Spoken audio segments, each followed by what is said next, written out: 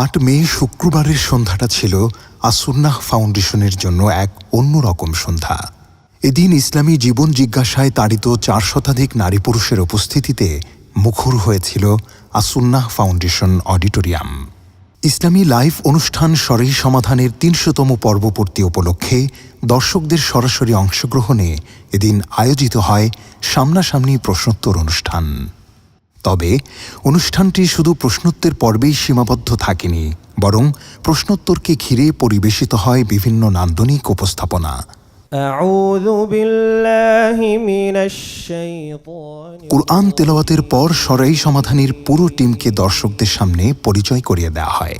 এ সময় ফাউন্ডেশনের প্রথম 2 কর্মী আজিজ আহমদ ও মাহদি হাসানকে সম্মাননা দেয়া হয়। সরাই সমাধান টিমের পক্ষ থেকে সম্মাননা ক্রেস্ট দেয়া হয় ফাউন্ডেশনের চেয়ারম্যান শাইখ আহমদুল্লাহকে। এরপর সরাই সমাধান অনুষ্ঠান শুরু করার গল্প বলেন ফাউন্ডেশনের সাধারণ সম্পাদক সাব্বির আহমদ। তো আপনারা একটু আগে দেখলেন এজাজ, মাহাদি, ওরা কিন্তু আসলে এর আগে কোনোদিন এই পেশায় ছিল না।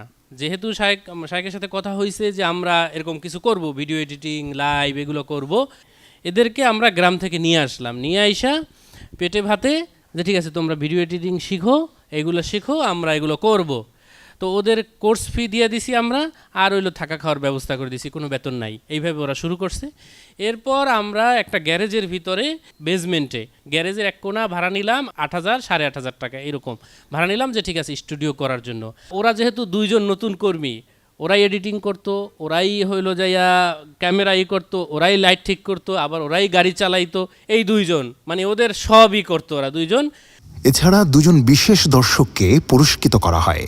সেই সাথে কয়েকজন দর্শকের অনুভূতিও নেওয়া হয়। এক ফাঁকে দেখানো হয় সরাই সমাধান সংশ্লিষ্ট বিশেষ ডকুমেন্টারি।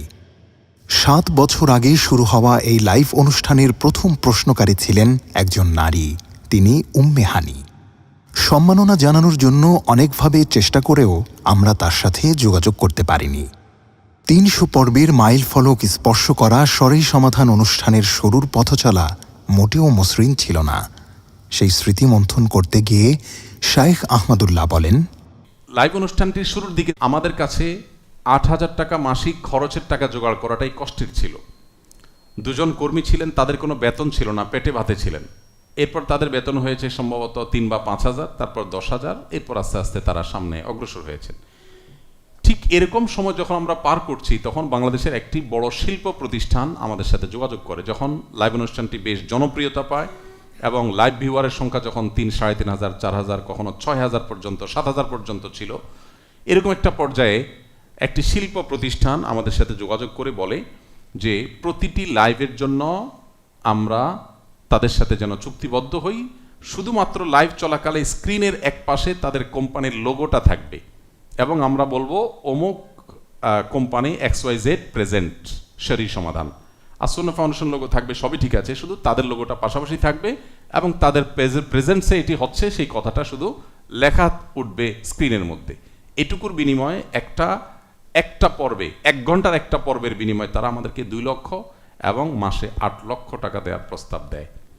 আমরা বিনয়ের সাথেই সেই প্রস্তাবকে ফিরিয়ে দেই সেই কঠিন সময়। কারণ আমরা আমাদের দর্শকদেরকে এই লাইভ অনুষ্ঠান থেকে কোনো পার্থিব সুবিধা আমরা নিচ্ছি সেরকম বার্তা আমরা দিতে চাই না, আদতে আমরা সেটা নেইও না। লাইভে প্রশ্নোত্তর দেওয়ার অনুপ্রেরণা কোথা থেকে এলো সে প্রসঙ্গে শাইখ আহমদুল্লাহ বলেন, এই যে অনলাইনে মানুষের প্রশ্নের উত্তর দিতে হবে, দিনই জিজ্ঞাসার জবাব দিতে হবে, এটি মূলত আমি পেয়েছি শেখ মোহাম্মদ সালেহ আল মুনাজ্জিদ হাফিজাহুল্লাহর কাছ থেকে। বাংলা ভাষীদের মধ্যে যিনি আমার এই ক্ষেত্রে প্রেরণার ভূমিকায় ছিলেন, তিনি ছিলেন ডক্টর খন্দকার আব্দুল্লাহ জাহাঙ্গীর রহমতুল্লাহ আলাইহি। এই লাইভ অনুষ্ঠানই ফাউন্ডেশনের প্রথম কোনো আনুষ্ঠানিক কার্যক্রম। শাইখ আহমদুল্লাহর স্মৃতিচারণে উঠে আসে সে প্রসঙ্গ। সবশেষে উপস্থিত দর্শকদের জীবন ঘনিষ্ঠ প্রশ্নের উত্তর দেয়া হয়। প্রশ্নোত্তর পর্বের পর দর্শকদের সাথে মোলাকাত এবং ইশার সালাতের মাধ্যমে শেষ হয় এই আয়োজন। বিদায়ের আগে সরাই সমাধান সংশ্লিষ্ট বিভিন্ন স্মৃতি মন্থন করতে গিয়ে অনেক দর্শক আবেগ আপ্লুত হয়ে পড়েন। ইসলামী প্রশ্নোত্তরকে ঘিরে 4 শতাধিক মানুষের এই আনন্দঘন উচ্ছ্বাস আগামী দিনের পথ চলায় আমাদেরকে বারবার অনুপ্রাণিত করবে।